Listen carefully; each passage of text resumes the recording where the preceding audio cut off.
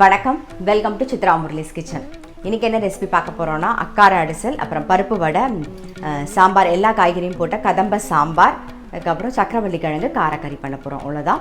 இப்போ ஃபஸ்ட்டு வந்து நம்ம அடுப்பில் வந்து நான் கடாய் வச்சு அதில் நெய் விட்டுருக்கேன். நம்ம வந்து அக்கார அடிசலுக்கு வந்து 1 கப்பு பச்சரிசி, 1/2 கப்பு வந்து பாசிப்பருப்பு. நான் பாசிப்பருப்பை நல்லா வாஷ் பண்ணிவிட்டு தண்ணியெல்லாம் வடிய விட்டு எடுத்து வச்சுருக்கேன். அதை முதல்ல வந்து வறுத்துக்கலாம். நாம் பாருங்க, 1/2 கப்பு பாசிப்பருப்பு.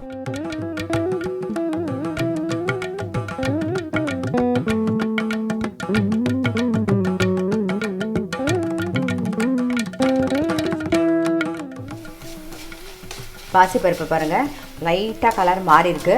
நல்லா வாசனை வர அளவுக்கு நல்லா வறுத்துண்டாச்சு. இப்போ வந்து இது வந்து பால்லையே தான் வேக வைக்கணும். ஸோ அதனால் நான் வந்து பால் வந்து ஃபஸ்ட்டு 1 கப்பு விட்டுக்கிறேன்.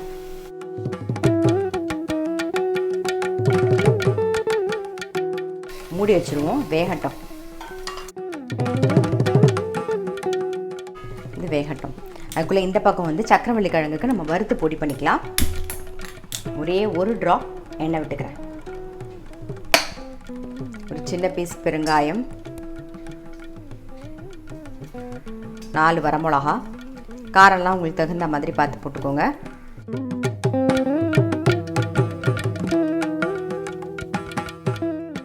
ஒரு டீஸ்பூன் தனியா, 1 டீஸ்பூன் கடலைப்பருப்பு, 1 டீஸ்பூன் உளுத்தம்பருப்பு, ஒரு 4 மிளகு, அவ்வளோதான்.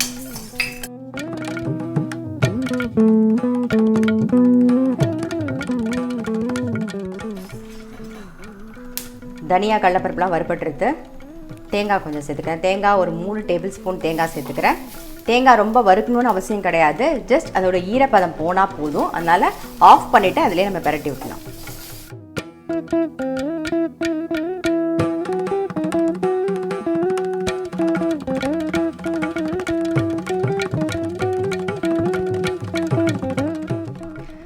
சக்கரவள்ளி கிழங்குக்கு வறுத்து வச்சுருந்த சாமான் வந்து நல்லா பொடி பண்ணின்னு வந்தாச்சு. அதாவது கோர்ஸாக அரைச்சிண்டாச்சு. அடுப்பில் கடாய் வச்சுருக்கேன், அதுவும் எண்ணெய் விட்டுருக்கேன். அதுவும் காஞ்செடுத்து நம்ம வந்து தாளிச்சிடலாம். கடுகு, உளுத்தம்பருப்பு, கருவேப்பிலை, கொஞ்சம் மஞ்சப்பொடி, வேக வச்சு கட் பண்ணி வச்சுருக்கிற சக்கரவள்ளி கிழங்கு சேர்த்துக்கலாம். உப்பு வந்து தேவையான அளவு.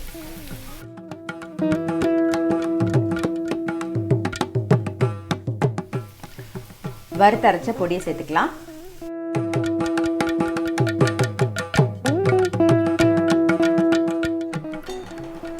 சக்கரவள்ளி கிழங்கு பொடி போட்ட கறி வந்து ரெடி ஆகிட்டு. ஸோ அதை உரமாக வச்சிடலாம். நாம் அடுத்தது சாம்பார் தான் பண்ண போகிறோம். கதம்ப சாம்பார். அதுக்கு வந்து கரிச்சட்டியில் எண்ணெய் விட்டுருக்கேன், அதுக்கு ஆயிட்டோம்.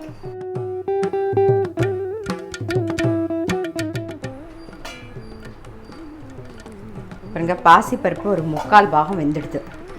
ஸோ இப்போ வந்து நான் வந்து பச்சரிசி சொன்னேன், வாஷ் பண்ணி ரெடியாக வச்சுருக்கேன், அதை சேர்த்துக்கிறேன். இது வந்து ஆக்சுவலாக வந்து சக்கரை பொங்கல் மாதிரி தான், பட் இது வந்து பால்லே பண்ணணும். ஃபுல்லாகவே பாலில் தான் வேகணும், தண்ணியே சேர்க்கக்கூடாது, அவ்வளோதான்.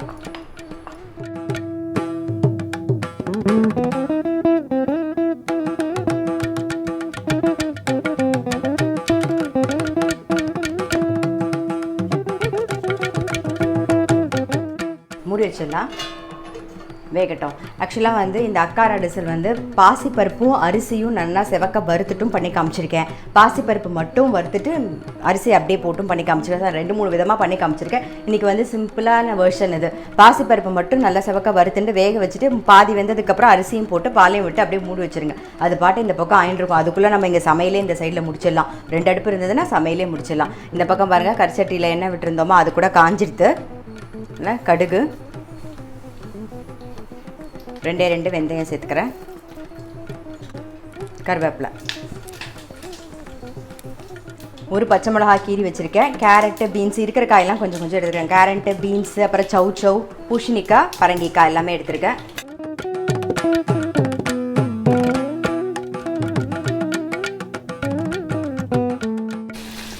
மஞ்சள் பொடி சேர்த்துக்கலாம்.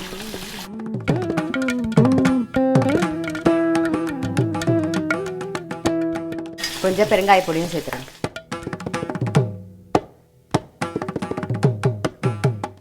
கொஞ்சம் தண்ணி விடுறேன், வேகட்டும். தக்காளி ஒன்று சேர்த்துக்கலாம்.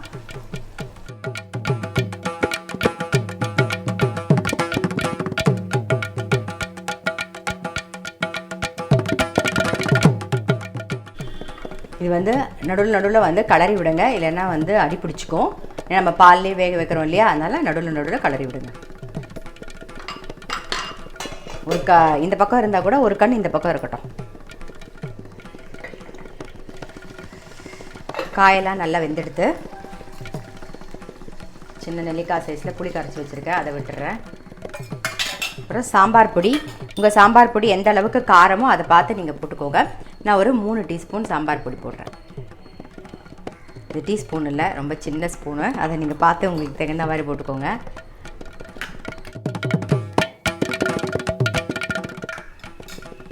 ஒரு சின்ன பீஸ் வெல்லம் சேர்த்துக்கலாம். இது வந்து புளியோட எரிப்பு எடுக்கிறதுக்காக தான் நம்ம சேர்க்குறோம். அப்புறம் உப்பு, தேவையான உப்பு போட்டுறேன்.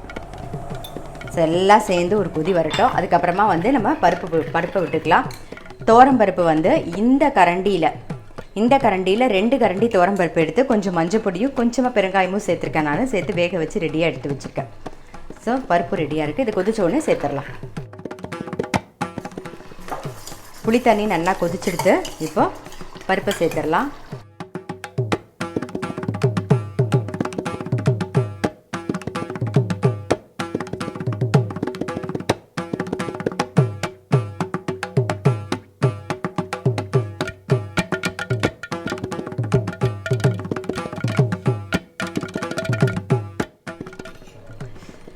சாம்பார் நல்லா கொதிச்செடுத்து, ஸோ இதில் வந்து கொஞ்சம் கருவேப்பிலையும் போட்டு கொஞ்சம் கொத்தமல்லியும் சேர்த்துட்டு ஆஃப் பண்ணிவிடுவோம்.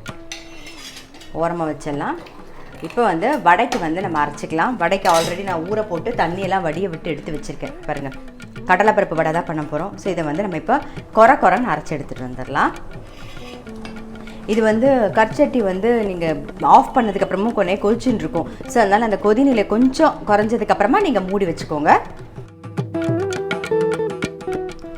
இஞ்சி ஒரு சின்ன துண்டு, அப்புறம் ஒரே ஒரு பச்சை மிளகா, ஒரு 4 வரமிளகா சேர்த்துக்கிறேன். சரி, வரமிளகா சேர்த்துக்கிறேன்.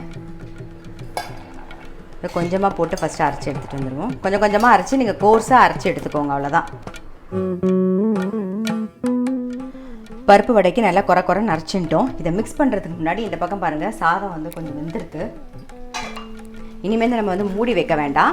இன்னும் கொஞ்சம் பால் வந்து கிட்டத்தட்ட 1 லிட்டர்லேருந்து 1.5 லிட்டர் விடணும். நான் வந்து இப்போ வந்து 1 லிட்டர் பால் விட்டு வேக வச்சுட்டேன். இப்போ அடுத்தது இன்னும் கொஞ்சம் விடுறேன். இப்போது வடைக்கு தேவையான உப்பு சேர்த்துக்கலாம். கொஞ்சம் பெருங்காய பொடி, இஞ்சி போட்டிருக்கோம், இருந்தாலும் பெருங்காயமும் சேர்த்துருக்கேன். கொஞ்சம் கருவேப்பிலை, கொத்தமல்லி, இதெல்லாம் சேர்த்து நல்லா மிக்ஸ் பண்ணிடுவோம்.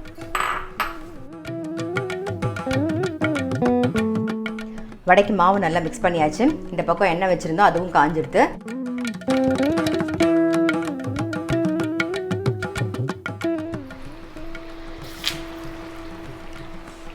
பாருங்கள், இப்போ நான் இது வந்து ஓப்பனில் ஒரு அடிகனமான பாத்திரம் வச்சு நான் வேக வைக்கிறேன். உங்களுக்கு சீக்கிரம் ஆகணும் அப்படின்னு நீங்கள் நினச்சிங்கன்னா, இந்த அக்கார அடிசல் சீக்கிரம் ஆகணும்னு நினச்சிங்கன்னா பெரிய குக்கர் எடுத்துக்கோங்க. அதில் ஒரு பாத்திரத்துக்குள்ளே பாசிப்பருப்பை நல்லா செவக்க வறுத்துட்டு அதையும் போட்டுட்டு அரிசியும் போட்டுட்டு தேவையான பால், இப்போ 1 கப்புக்கு வந்து ஒரு 4 கப்பு தண்ணி விடுவோம். ஆக்சுவலாக அந்த 4 கப்புக்கு வந்து ஒரு 6 கப்பு பாலாக விட்டுக்கோங்க. விட்டுட்டு மூடி வச்சுருங்க. நல்லா ஒரு 2-3 விசில் விட்டிங்கன்னா வெந்துடும். அதுக்கப்புறமா வந்து நீங்கள் வந்து வெல்லம் சேர்த்துக்கலாம். வெல்லம் வந்து இதுக்கு கூட தான், அக்கார அடிசலுக்கு கொஞ்சம் கூட தான் இருக்கணும். அதனால் நான் வந்து 1 கப்பு அரிசிக்கு வந்து 3 கப்பு எடுத்திருக்கேன். வெல்லம் கொஞ்சம் ஸ்வீட்டாக இருக்குன்னு நான் 3 கப்பு எடுத்திருக்கேன். நீங்கள் 3லேருந்து ஒரு 3.5 கப்பு வரைக்கும் நீங்கள் வெல்லம் எடுத்துக்கலாம். ஸோ அது உங்களுடைய ஸ்வீட் உங்களுக்கு எந்த அளவுக்கு வேணுமோ அந்த அளவுக்கு நீங்கள் எடுத்துக்கலாம். சீக்கிரம் ஆகணும்னா குக்கரில் வைங்க. இல்லை இந்த மாதிரி நல்லா பொறுமையாக அந்த பாலில் வெந்து வரும்போது ஒரு டேஸ்ட் இருக்கும் பாருங்கள். பொறுமையாக வெந்து வரும்போது அது இன்னும் நல்லாயிருக்கும். டைம் இருந்ததுன்னா நீங்கள் பார்த்தீங்கன்னா தெரியும், ஒரு 5-5:15 5:30 வச்சுருப்பேன்னு நினைக்கிறேன். இந்த பக்கம் இது வெந்துன்னு இப்போ தான் கொஞ்சம் ஓரளவுக்கு சேர்ந்து வந்துன்னு பாருங்கள், தெரியுதா? இன்னும் கொஞ்சம் நல்லா வேகணும், இன்னும் கொஞ்சம் குழைய. அதுக்கப்புறமா நம்ம வெல்லம் கரைச்சி விட்டுறோம். அதுக்குள்ளே நம்ம வடையும் போட்டு எடுத்துருவோம்.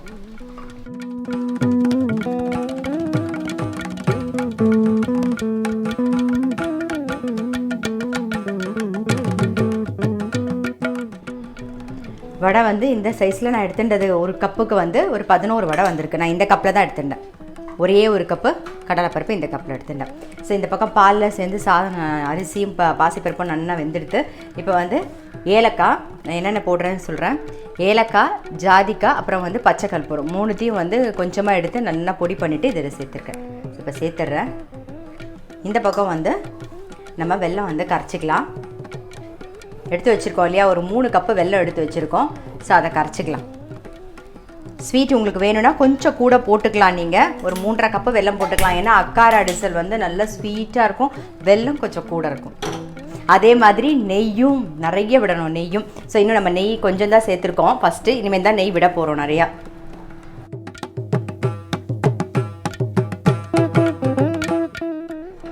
வெல்லம் நல்லா கரைஞ்சிடுது. இப்போ வெல்லம் சேர்த்துடலாம்.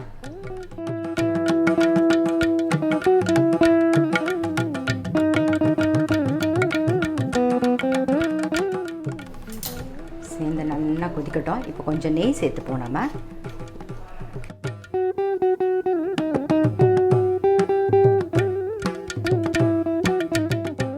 நெய் வந்து ஒரு 2-3 டேபிள் ஸ்பூனுக்கு சேர்த்துக்கோங்க.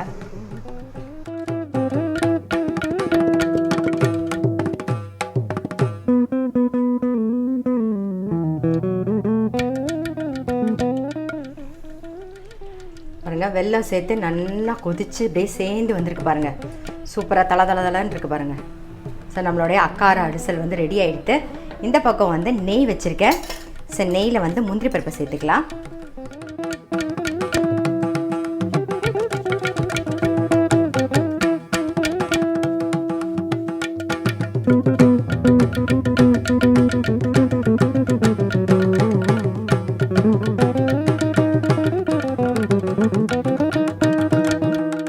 அக்கார அடிசல் ரெடி. ரொம்ப சூப்பராக இருக்கும். இன்றைக்கி என்ன ரெசிபின்னு பார்த்துருப்பீங்க. கதம்ப சாம்பார், அதுக்கப்புறம் சக்கரவள்ளி கிழங்கு பொடி போட்ட கறி, பருப்பு வடை, அக்கார அடிசல். அவ்வளோதான், ரொம்ப சிம்பிள். நான் சொன்ன மாதிரி அக்கார அடிசல் பாலையே வேக அவ்வளோ டேஸ்ட்டாக இருக்கும் பாருங்கள். அப்படியே நல்லா கொதிச்சு தலை நெய் ததும்ப தளன்னு இருக்கு பாருங்கள். ரொம்ப நல்லாயிருக்கும். ஸோ கண்டிப்பாக ட்ரை பண்ணி பாருங்கள். நான் அடுத்த வீடியோவில் சந்திக்கிறேன்.